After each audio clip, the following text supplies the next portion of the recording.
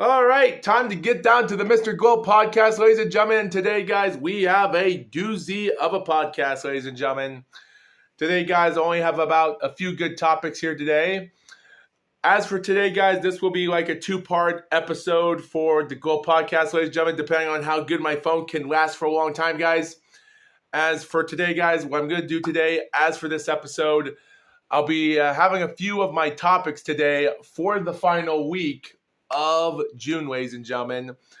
I'm going to talk about what's been going on for the last week due to the boxing ever since I did my last podcast a week ago. And when I get through all of that, guys, my next podcast will be on July the 1st, the next day after this episode, which will be a top 5 video. It might be a really long 1-hour video and probably interesting as long as you bring some popcorn and cookies along. So when I'm done with this one, I'll be going on with the next podcast. Depending on how good my voice will be at the end, if it doesn't get sore or raspy, but that doesn't really matter. But it's already been a minute ever since I started this podcast. So let's get down to business. So guys, considering this episode is titled, "Is Boxing a Scripted Sport?" And to be honest, guys, I think when making the episode as it is, while getting rid of the Mr. Gloat type thing, blah, blah, blah, I think it does beg the question that there's more to this than meets the eye. Now, to be honest, guys, for the last few days, we've been getting a lot of interesting, surprising facts. And to be honest, when looking at anything that resides in any boxer that can go out there and saying that there's possibilities that something could go awry. Now, on Friday and Saturday, ladies and gentlemen, we've already had one fight, not title fights. But before we get to those, we do have to throw on the book. We have to try to put something down here as proof to understand what the day's been. So guys, I'm sure I haven't talked about a lot of the stuff, such as Brian Norman Jr. defeating Jin Sasaki, another Japanese loss here, and how horrific that KO loss was.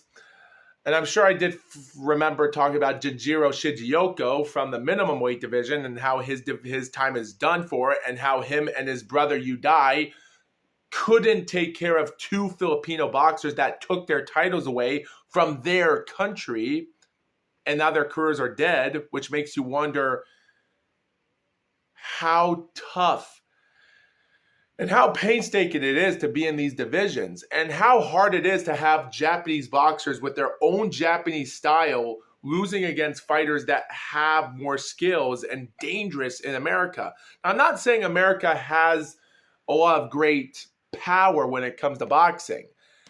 And that's almost the same thing as how a Mexican boxer with 6 losses and a draw took on a guy that was an Olympian, 9-0 from Britain, named Galali Yafai, and he took care of him easily.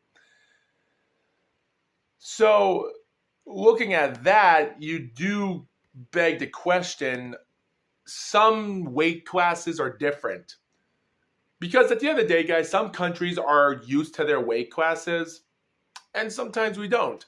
We don't have a lot of American people fighting in the lower weight divisions of flyweight or even light flyweight or even minimum weight for that matter. And except even though Oscar Collazo is an American, but he's also, what country is he from again? Oh, son of a bitch, stop pressing on me. Puerto Rico. But he's actually proven himself pretty good, while you have these two brothers, Shigeoka brothers, not getting a lot of stuff done. And it's interesting here because I do point this out a lot to understand what's scripted and what's not. But at the end of the day, guys, weight classes aren't much of a problem when it comes to us people from America, because we've handled every single weight class in our life, even in the past. But when you have Mexicans and even Japanese fighters and even some other countries to the UK we all fight in those weight classes. But the thing is, we're not going to be good all the time. Maybe it's because our country and our heritage, we're different, we're grown, our styles of boxing do not work in the bigger weight divisions. And that's the same thing as why Japanese fighters, there's not a lot of Asian boxers to Chinese, South Korean, or even Japan fighting in the bigger heavyweight division, because they don't have a lot of big units in their country. Because us people, like I said before, us Western people, we are Goliath men with larger type bodies, and we have more dangerous skills to prove. So I really don't know what to say about that. But you look back at it, it is hard to see these other weight divisions when you have Brian Norman Jr. putting a beating out of a dominated win. And so I do throw a lot of factors there. But that's not really the point for today, ladies and gentlemen. Like we've already talked about a little bit of stuff recently. As for the other world title fights, before we get to our other fights, ladies and gentlemen, and I'm still in this first topic, Julian Rodriguez already put out an amazing victory yesterday ago for his WBC USA welterweight win. Yet he's already had one loss in his career against Jose Pedraza in 2021 by a close fight, but lost by an 8-round cornerman stoppage knockout. But he's already back into his feet, but I really can't say that definitely. Floyd Schofield is already trying to come back with his 19th win against Telvin Farmer, which was a far better dominated first-round knockout win than he got to Farmer. Like William Zepeda had to go rounds the distance with Telvin Farmer, and Floyd Schofield took care of him easily. That's ridiculous. Gilberto Ramirez, a great 12-round victory here against Yuniel Dorticos. That's a pretty good win for him as well. You got to give him credit. You got to do what you got to do, and that's what he did. It was a pretty good win. But most importantly, guys, there is more to this than meets the eye, because there's a lot of other boxers out there today as we speak. But guys, there's also one more thing I will like to talk about, and that is Moses Atama. Now, Moses Atama, ladies and gentlemen, this 20-year-old kid, over 6 feet tall, has put in a big work into his boxing career in his first few years is boxing. So, but I'm not saying that he's doing a good job recently, but depending on where he is pretty surprising for how he got here due to his rankings. Now, guys, it's pretty hard to be a boxer being ranked in the top 4 categories of the alphabetical title, because it rarely does happen once a month. Like it happened last month ago with Justice Hooney, and when the WBA were updated on June the 2nd, he was number 7, or he was number 9 last month on May, and so on. And before you know it, the other rankings that came out weeks later, he was unranked in all the categories last May before he lost against Fabio Wardley, which is kind of upsetting to him, or to me, because I felt bad for Justice Hooney. Like one day he managed to be in the top 4 category ranks in every month. Then after the WBA came out, and then the other rankings came, and he was unrated. And then weeks later, he lost against Fabio Wardley. Yeah, that's just really mean to do to a boxer like that took all that, and this is what you give him. I really don't know what to say. And even though I've already talked about the boxing rankings already, but I will talk about this again just for who is in top rankings, because Moses Atama is the one that I am questioning, because he's ranked number 1 in the WBO. Fabio Wardley ranked number 1 in the WBA. Lawrence O'Colly in the WBC.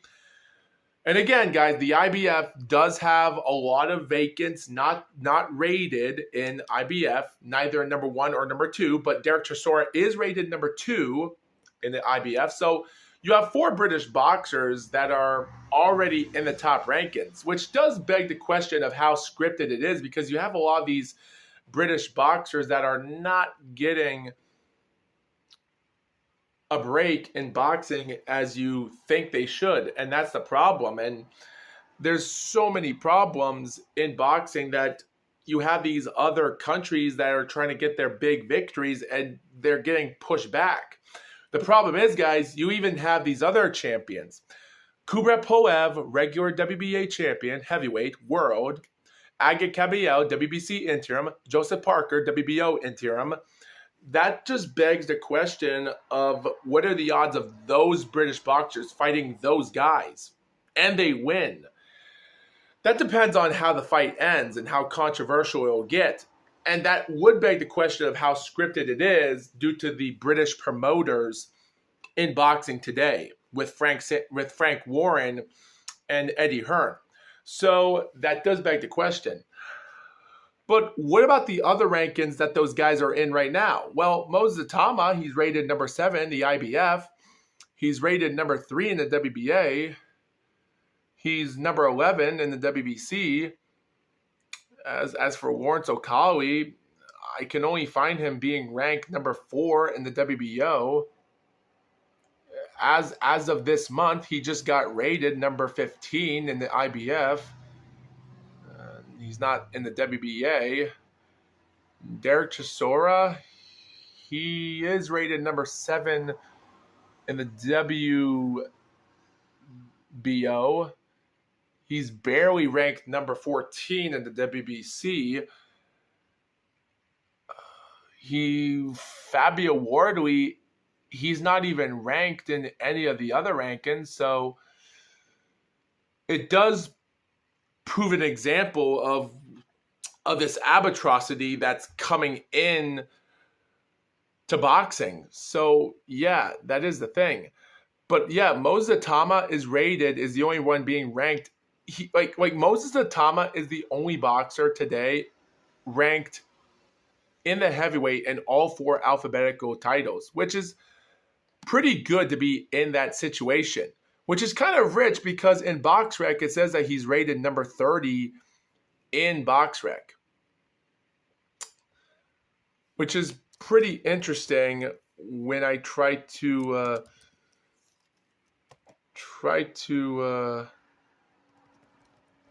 pull in some interesting feats. I actually forgot that there's another boxing ranking out there today. I actually forgot. But I'm not going to get into that. Let me find if it's right here. Okay, nope, can't find it anywhere. But you know what? It's probably for the best. Yeah, it's probably for the best to leave it alone. Anyway, guys. But yeah, to be honest, guys, it will beg the question to see what will happen as time goes on. But it's probably for the best to we'll have to wait and see what happens, just for the heck of it.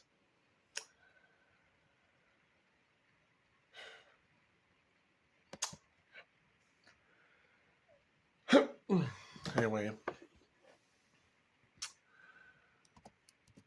so for the second topic, ladies and gentlemen, it's already begs the question of what tough competition we have. And to be honest, guys, there's not a lot of interesting factors into the boxing world when it comes to a lot of stuff. Because, guys, in professional wrestling, guys, the only thing about professional wrestling is that, yes, you can say that it's not real. It's just a predetermined thing because we already know it is. It's not if it's fake. It's blurring the lines between fiction and reality. If you are really seeing someone getting cut in the head, if you see a guy named New Jack cutting the head off of a big fat guy in a bus driver uniform, calling himself Mass Transit, and you have some guy in the audience yelling that he is 17 years old, where's the effing ref? And you have a guy in the audience yelling that out, realizing that it might be his dad. Are you saying that this is a scripted match? Or we're watching a real person that's about to die. A kid that claiming to be 21, in reality he was a 17-year-old minor getting beaten up. Don't get me wrong, even a decade later in 2004, New Jack tried to kill Hunter Red in a Ramada Inn where there are barely 20 people inside the building. Yeah, not good. And seeing him trying to, like you see New Jack wrestling and you have Hunter Red punching him, but you don't know if those punches were real, because what got New Jack to grabbing a surgical scalp and just stabbing the living crap out of the guy? And like, it just goes to show you that professional wrestling could blur the lines between a lot of things of what is an assault, what's fiction, and what is the real thing. And that's the problem we have to understand, is that you can go to a lot of these wrestling shows and have your kids watch it, but the problem is you have to understand it's not fun. You don't play professional wrestling. You have to take it seriously, even if you're a joking humor type of person, turning your back to the crowd or even doing crazy things before another wrestler kicks you on, and then you just cost yourself a match for being an idiot. When it comes to professional boxing, on the other hand, you don't play boxing when it comes to the fact that you really have to. Because if you're like Rob Salka, pumping out your body, getting hit by Danny Garcia, getting hit, and then you back up and you give Danny Garcia this to give me more. You can't do that to actually do that while he's about to charge after you, and then you get punched, bam, you get knocked out, and the fight is over. So it just goes to show you that they both have their similarities of understanding of what the lines of fiction reality is when it comes to combat sports. Because guys, in combat sports, MMA, kickboxing, bare knuckle boxing, professional boxing, Thai boxing, wrestling, amateur wrestling, professional wrestling, there's a lot of controversy when it comes to that. So I think you have to understand the gratitude of what I'm trying to get here. And this can prove a point when I talk about Jake, the problem child, Paul, taking on Julio Cesar Chavez Jr. So, guys, Julio Cesar Chavez Jr. was a hype job opponent back in his day. He's boxed for over 20 years, similar than his father, boxing 25 years in 1980 to 2005. 2003 was a time when Chavez Jr. was boxing during his father's time, and he's done for now 22 years now, and I just don't see him boxing for another 3 more, but if he does, good luck for that. But at this moment, the Chavez family has already now been a little bit on the downhill side here, because at this moment, I do take this to questioning a lot.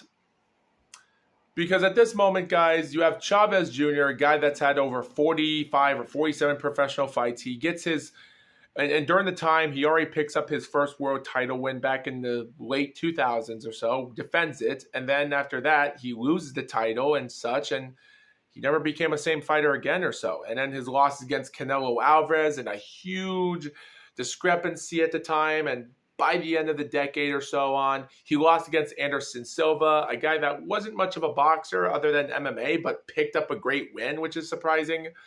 And he comes back from boxing, picks up a win or so, and then this. While Jake Paul, on the other hand, well, that's a whole different story. Now, guys, I didn't watch much of the fight as much, so the information I could find was pretty interesting. So Chavez Jr. and Jake Paul are both 6'1". They're under 200 pounds. And the thing was, Chavez Jr. isn't much of a big dude to handle that. So at 39 years old, 11 years older than Jake Paul, and Jake Paul has a 76 reach advantage, with Chavez is 73 inch.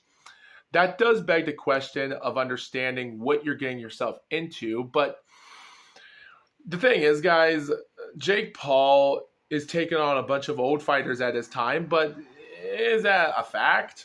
I really couldn't say much about it. The problem is, guys, about this fight is that I just couldn't handle the magnitude of understanding what Julio Cesar Chavez's strategy was. Because the first 8 rounds of competition was all Jake Paul hurting out Chavez Jr. with good jabs. And the times when Chavez Jr. did throw a jab at some point in the fight, he wasn't capitalizing on it as he should have.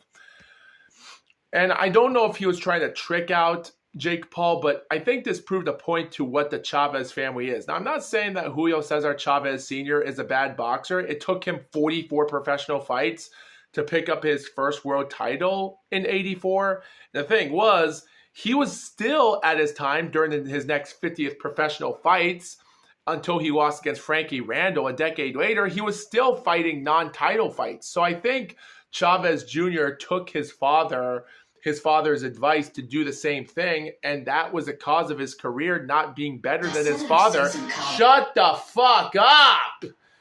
So I think that's a problem. You really have a problem when it comes to this pergnosity of knowing, is your son a better boxer than you?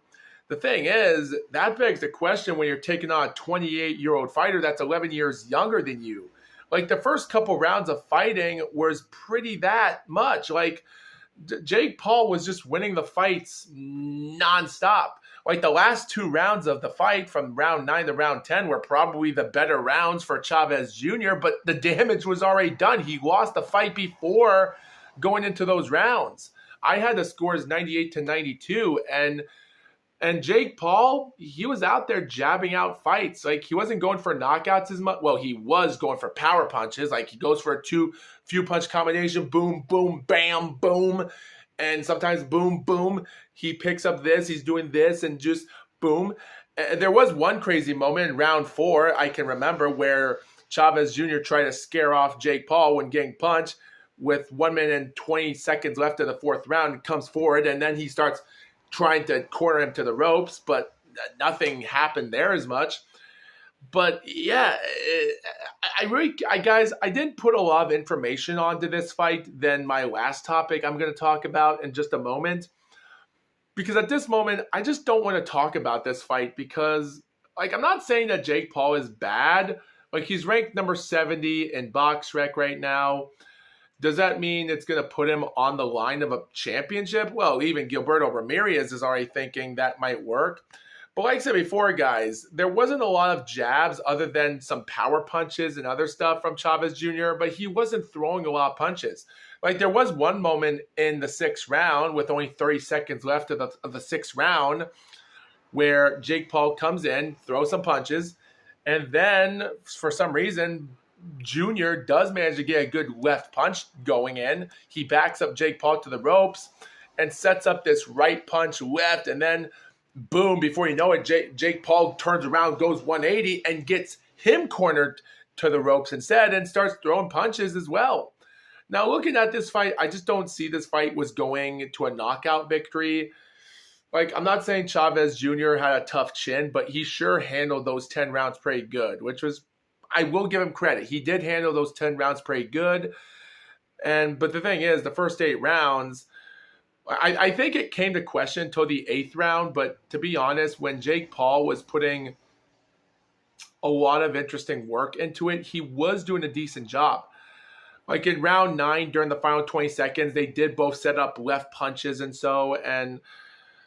But the thing was, Chavez Jr., there were times that he was handling some interesting moments in the fight. Like the final 10 seconds of the 10th round, he did handle himself. But Jake Paul was still throwing dangerous punches. There was a moment where he ended with a uppercut left punch on Jake Paul, which was pretty good for Junior to do that. But the thing was, guys, it was a hard thing to watch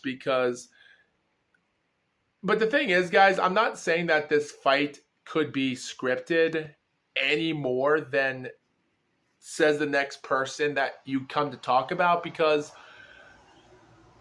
the next one could be a lot more questionable than it is. The thing is, guys, I do want to say that there is something that might happen here. I really can't explain it as much.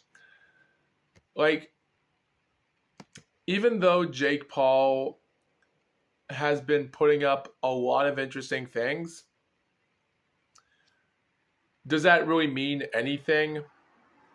The thing is, guys, even though Gilberto Ramirez and others have been pointed out that they will have a fight with Jake Paul, if that does come to a deciding vote, but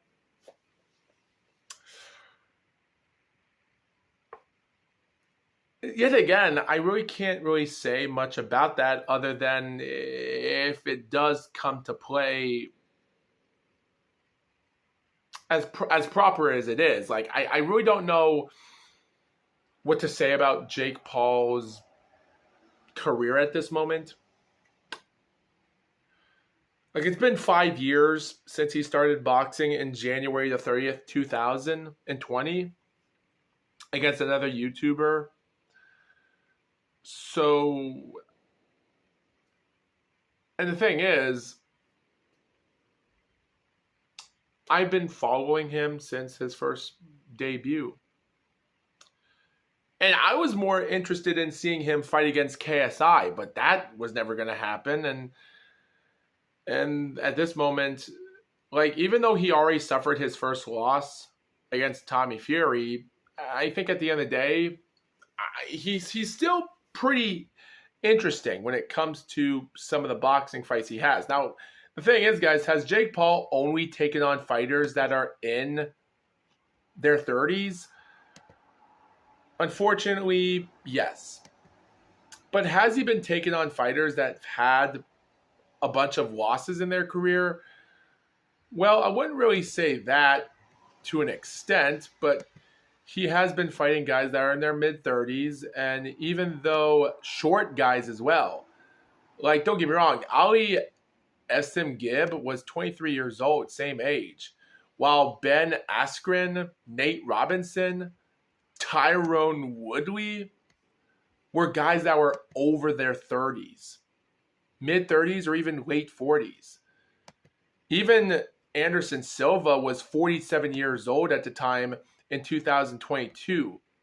And Tommy Fury, well, he was 23 years old, 3 years younger than Jake Paul. And they managed to go a close fight in that division. And for some reason, Jake Paul still scored a knockout against Tommy Fury, which was still great, even though he lost, but still.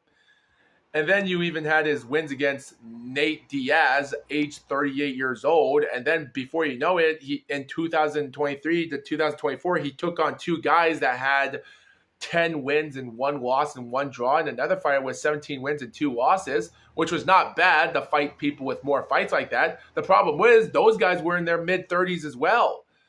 And Michael Perry, he was a 32-year-old person at the time. But yet again, was he much of a fighter? No, he only had 1 loss at his time, and he didn't build up a resume. Mike Tyson, he was over his... he was under 60 years old. Julio Cesar Chavez Jr. was in his late 30s. So Jake Paul has to learn how to take on fighters his own age. And even though Ali Esimgib and Tommy Fury were the only 2 fighters he fought against that were in the 20s, and he barely won against Tommy Fury, but I think that begs the question that some things aren't going to go awry than you think. Keep that in mind. And even though Gilberto Ramirez is 34 years old, and there is reports that said that he is going to fight Jake Paul, depending on if there's any title fights that are going to go on in the cruiserweight. Because at this moment, I feel like Jake Paul is more comfortable of being in the cruiserweight than anything else. Now, guys, if I'm going to say to myself that Jake Paul should fight against a guy that's the WBA world cruiserweight champion, then that would be ridiculous to talk about. Because even though Gilberto Ramirez is the WBA champion as we speak, But the WBA regular champion was formerly known as Riyad Murray until he vacated the belt. So, which was back in 2022. Like, if you had to say who was going to fight for a WBA cruiserweight title, like the regular title, because that will be interesting to see. Now, if Jake Paul does decide to go back to heavyweight and you're going to say that he's in the WBA heavyweight title against Kubrat Pulev, what are the odds of him winning that fight? Does it depend if he's going to fight in Bulgaria? Who knows? All I can say about this last thing is that whatever's going to happen, we're going to try to see and try to figure out what's going to happen. Because the odds of Jake Paul winning a world title, 50-50 is what my guess is. Like, he's defeated 2 former champions, former UFC champion, but yet again, is that good enough to be in the top contender? We're going to have to wait and see next year to see what will happen. Yes. All right. Anyway. Deontay Wilder, the Bronze Bomber, versus Tyrell Anthony Herndon on June the 27th, live in the Charles Koch Arena in Wichita, Kansas City. Tyrell Anthony Herndon, a guy known for getting his butt beat by a second-round knockout loss back in October of 2023 against Richard Torres Jr., has already been trying to set himself up back into the rankings at the time. He's already scored out with 5 losses in his career. 4 were knockouts. 1 was a DQ loss in 2018. Months before that, he lost against a debut fighter named Efe Ajagba on July 2017 by first-round knockout. So Tyrell has already taken on a lot of interesting moments in his career. He is Tyrell Herndon is a UBO, Universal Boxing Organization World Heavyweight Champion back in 2023, won several months before his fight against Richard Torres. So he was a Texas Combative Sports Program Texas Heavyweight Champion in May of 2024. He took 1 full year off just to get to this fight. So he has won world titles from American Boxing Federation Intercontinental Championship fights and the West Heavyweight Championship as well due to those titles. So Herndon has been on to the plus side of things, but a lot of his fights have been nobody fights. So, but yet again, he was ranked around 200 or ranked number 300 at the time, or maybe 400, while Wilder was ranked in the top 40s of BoxRec. So, but of course they were unranked until then because they were out of the boxing scenes for over a year to themselves. But does that really mean anything?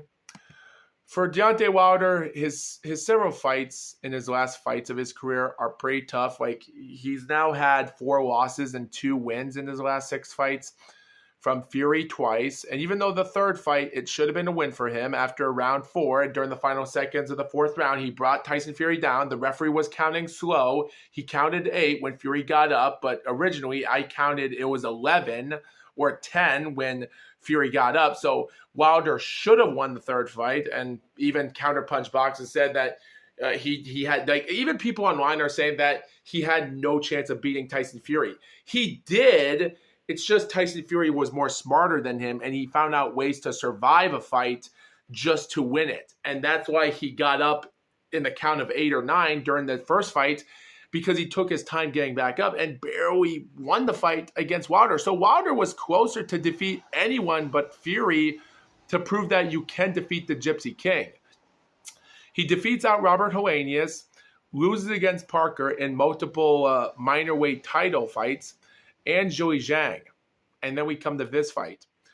So I wrote a lot of information down, ladies and gentlemen, and technically, guys, the environment of this entire venue and such, with the lights being dark, the ring was big, you couldn't see a lot of crowd attendance. There was a lot of moments in this at this time when I was thinking to myself, something was up. But I ignored it and just watched the fight. And I remember someone stated that there was a person on Facebook that was actually streaming the fight, which meant I didn't have to pay money, which is crazy. So, yeah, the stuff I wrote might have been pretty much gibberish. So the fight comes in, ladies and gentlemen, commentators, and for everything else, guys, the first round wasn't much of a fight to talk about other than they were just setting the tone for the fight. They were starting slow. Wilder is throwing out left jabs just to get on some good rounds here or there. So he did put out a lot of interesting things to point out what he can do. But when you go to the second round, he starts out just like the first round. He's flicking the jab. He's having reach advantage. With 35 seconds of the fight, Deontay pushes Tyrell to the ropes and throws a vicious left jab and a huge right hand. Tyrell blocks it. And of course, you look back at it and you have Wilder throwing left hooks, and then they clinch. And around 1 minute and 45 seconds of the fight, I pay attention, and this is when it gets crazy. Now, the first few rounds weren't as bad as I thought they were. Like Wilder's throwing a looping right hand that misses completely, and then Tyrell goes under him while to escape the ropes, which is pretty interesting, which that had to have been a really interesting moment there. Guys, every time I say looping right, it's looping right or looping left. It's the same thing as Deontay Wilder just swinging that. So every time I go onto my podcast and start talking about he swings with a Wilder punch, it is a looping punch. So keep that in mind. So every time I say Wilder, I'm talking about Deontay Wilder's looping throw, which he still does all the time. So yeah, that's what he does. He misses, and Tyrell goes under his arm to escape him. With 30 seconds left, both fighters are in the center of the ring, throwing left punches. And as they throw their left punches simultaneously, Deontay Wilder connects it with a right he connects it with his left to Deontay Wilder's red wrist tape that was connected to his glove that hits Tyrell. And then Tyrell stumbles on and hits the ground with his gloves not even being connected. Tyrell gets up on the count of 2, and Tyrell is telling the referee it was a slip, but continues it with a few seconds at the end of the fight. It is called a knockdown, and the commentators, the announcers, do make the knockout controversial about it while in the middle of the 1 minute break, water break they do. But nothing much came of that because of it. Like the commentators did say, yes, it might have been a stumble, but it was still a connected punch. It was almost similar than Samiri Yamanaka knocking out Tina Rupert in round 9. And that was a knockout, and the referee called it a slip. Yeah, that punch was more legit than this one. But it was a knockout nonetheless. So we come to the third round, and the fight starts again with Wilder getting left jabs in. And even around the 1 minute and 10 second mark, I think, he throws another Wilder, which he misses, with his right. Tyrell is running from corner to corner, escaping Wilder's deadly attacks. And that's what the whole thing is. Like Tyrell, he's not doing a lot of movements. Well, he is doing some movements of missing the shots from Wilder, but he's not getting off his offensive done. Because around 1 minute and 42 seconds of the fight, Wilder is throwing left, and swings his back. Like what Wilder does around 1 minute 42 seconds of the third round, he swings and then he turns his arm back trying to counteract that. But Tyrell was still blocking, only for Wilder to get a right uppercut into it, while Tyrell puts in some Tyson Fury dodging and ducking with his head movement with only 45 seconds left of the fight, throwing and every jab, which was pretty amazing. If you guys didn't see that, Tyrell catches one of Deontay Wilder's arms as he's throwing punches right here, and then he catches him But from this angle here, it looks like he was trying to bite Deontay Wilder's arm. But the referee says break, and almost like Hernandez, it looked like Hernandez was biting Wilder's arm from the live angle I was looking at, because I thought he was grabbing onto his arm like this, and I thought he was biting him. Deontay Wilder tried not to do nothing with his right arm. He didn't want to cheat or anything, I guess. This is a completely different Deontay Wilder, so I was begging the question of what was happening here, but nothing much happens. The announcers point out that it's all defense with Hernandez, and which begs the question: was Herndon really here to win or to be a punching bag for Wilder? It's so indigenous to understand what was going on here. Like, we go to the fourth round, and it was a completely little bit of a more squash match as well, because, or that's what I thought, because in the fourth round, Wilder's throwing big rights, he misses, and the times when Deontay Wilder does get to land his right, it makes you wonder, is his power punch gone? I don't know. I really don't know. Like, he lands, like to be honest, he was landing a lot, going a little bit, not much when it came to his jabs. Like, he wasn't throwing a rights as much, other than he was just studying his jabs. But he was active in the fight. He was winning rounds. I think this fight was him just trying to win rounds. But yeah, Herndon, he isn't doing much until 1 minute and 40 seconds when Herndon connects a loud left punch that centers the arena, hears everything with a left cross, punches after Wilder throws 2 left jabs, and Herndon is doing this every time Deontay throws a left jab, and then studies with his left jab. His left cross, and with Terrell slipping them. And both guys clinch, and the round ends with Wilder throwing a barrage of punches that connects, and they clinch, only for the round to end with Wilder pressing forward like a rat-raging lunatic, only for the bell to ring. Guys, the entire fight is Hernandez going to the ropes, getting punched. He gets out of the way, tries to escape. He goes to the other ropes, and Deontay Wilder is charging after him like a friggin' professional wrestler. Like, he wants to be New Jack. He wants to kill this mother effer. He charges after him and squashes he puts his entire body on him before the round ends. That's how much of a lunatic Wilder is. And at this moment, it just seemed like the fight was becoming more sloppier than it is. But of course, it's a Deontay Wilder fight. You're going to see a lot of sloppy moments in this fight. But hey, it's entertaining nonetheless.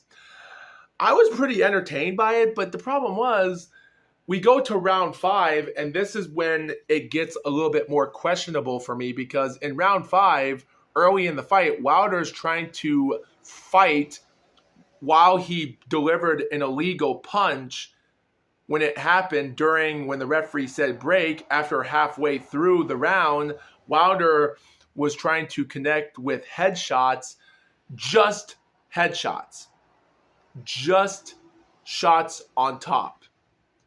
Like, every time I say downstairs, it's a body punch. When I say upstairs, it's a head punch. There were not a lot of punches downstairs. It was only headshots. No body punches, just heads. That's all you got in this entire fight, which makes you wonder Wilder isn't doing the body punching here. Because there were no body punches in anything, in any of the fight, or maybe so on, until the fight continued a lot sooner in this fight. And Terrell, trying to be the aggressor of this 5th round, the fight is all Wilder at this moment, because he's winning every round and clinching while going to the ropes every time. And guys, every time you see them clinch, you'll have Deontay Wilder or a lot of Terrell Herndon. Every time they punch, he'll actually move his body like this, exposing the back part of his head. And anytime that Wilder would actually punch him in the back of the head if he wants to. Every time they do it, they actually clinch like this. Like they don't want to get hit. And it was just a little bit of annoying to see Herndon do that. And the referee was giving some warnings to that in the fight until this moment came.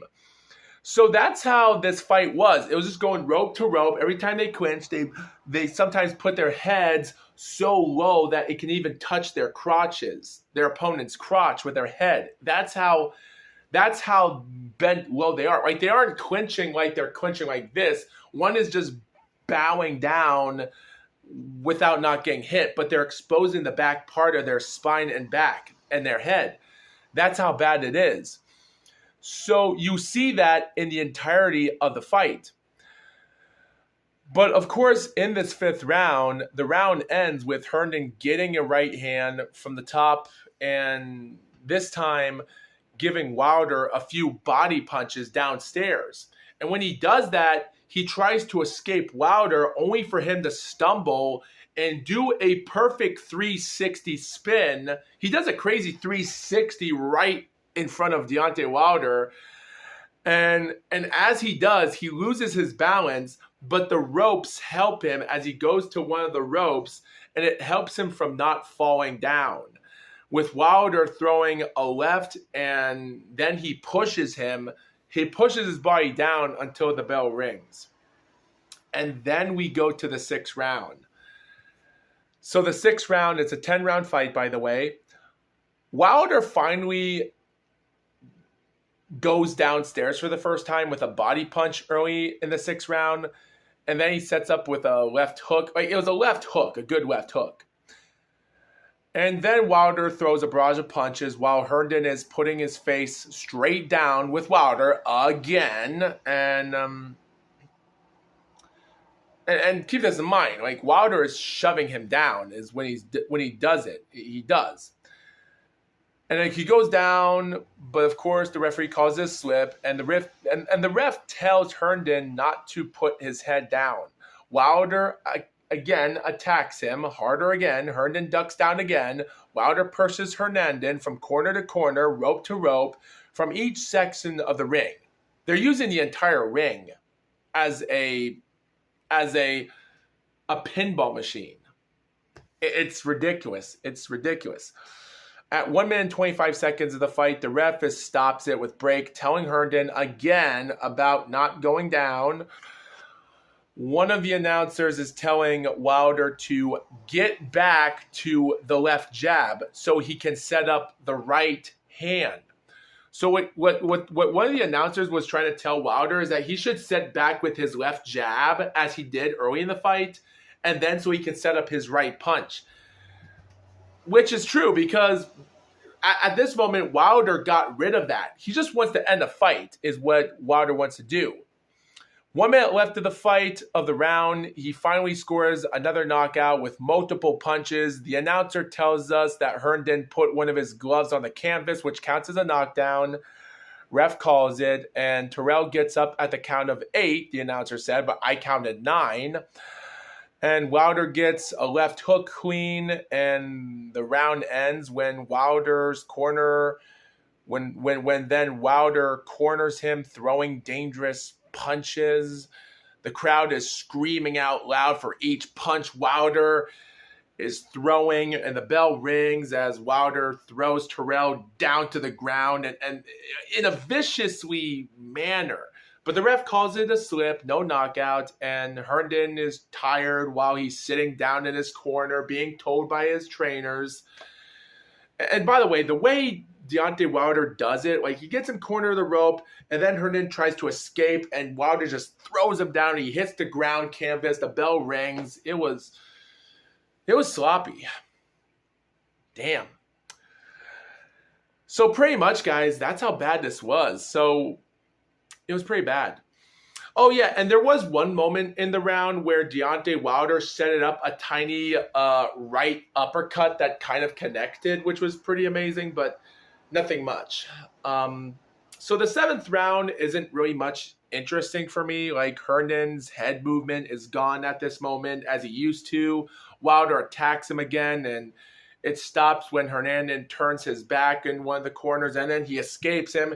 He walks slowly towards. He's not looking at Wilder, and the referee times the fight a little bit. He turns around. The commentators point out that this fight should be over, and halfway through the round, Wilder goes back to the corner where the announcer says Herndon is a turtle up, which I kind of confused that statement, but originally Wilder is punching him and Herndon is turtling up is what he's doing. He puts one of his gloves down in the canvas, or I think he actually took a knee, but the referee calls it no knockdown.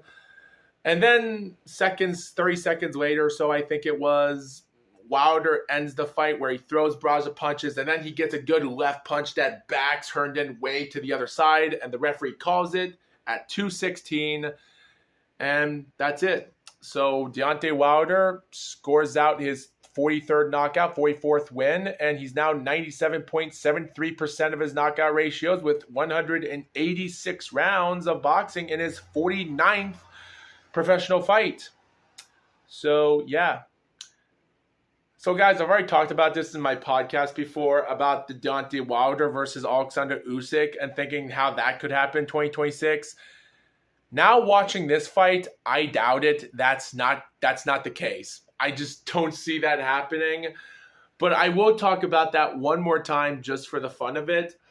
But I will say, though, guys, I think Deontay Wilder, considering he's had 49 professional fights, just like Derek Chisora, and Derek Chisora has 49 professional fights, and he has his 50th one coming. If Deontay Wilder's 50th professional fight is a world title fight, that would be ridiculous, because at this moment, 17 years of professional boxing for Deontay Wilder, I do come to question that this might not come to a good, bitter end than you think. So I will say, though, this might bring into question, but who knows? Something interesting might happen, but we're going to have to wait and see for now. So, yeah, what's my final prediction about this fight? Well, guys, the entire show about this whole thing is that the arena, the lights, and everything else, and even though with the legacy of all these boxers boxing each other from victory to victory, like, it is pretty hard for me to watch these professional fights and understand who has what it takes to be a winner. But don't get me wrong, guys. That night in Wichita did have some interesting moments where you have Gustavo Trujillo, a bare knuckle fighter, now scoring his 8th win right now in his professional boxing against Latif Coyote, which was a pretty good win for him. And now he's ranked number 120 in BoxRec, while Deontay Wilder is ranked 39.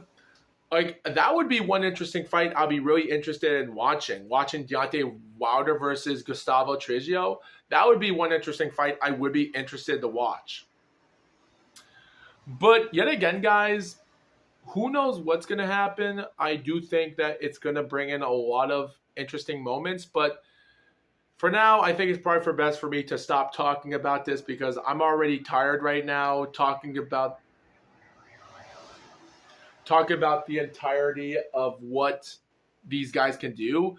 The thing is, guys, it's not that... Now, guys, even though this entire podcast is about me talking about combat sports and how all these boxing fights are scripted, like one day you had Deontay Wilder versus Tyrell Herndon, and then the next day you have Jake Paul versus this Chavez Jr. fight, and it just makes you wonder, why are these fighters not taking it seriously? What is your strategy when you're in the ring? Or are you just being paid to fight? At the end of the day, guys, I really can't say much about this stuff. And it just goes to show you that there's a lot of moments that professional sports, when it comes to combat sports, is one of the most controversial things. Whether it's MMA, boxing, or professional wrestling, or any of the other stuff I talked about, it will always be controversial. And I think we're going to have to deal with that. It is what it is. But anyway, guys, I beg the question. Because at the end of the day, guys, I'm going to have to say, with everything going on right now, I am curious to see what's going to happen next week, because there's not going to be a lot of interesting things happening, ladies and gentlemen. So I am going to try to work on UFC 6 for MMA. But for now, ladies and gentlemen, I'm going to have to take a water break right now, because the next podcast, ladies and gentlemen, is going to be an interesting topic known as the top 5. What is my top 5 list going to be? Well, we're going to have to find that out next time. So with that being said, thank you for watching this episode. And with that being said, the Foxwolf says, see you people in the next Mr. Gloat podcast. See ya.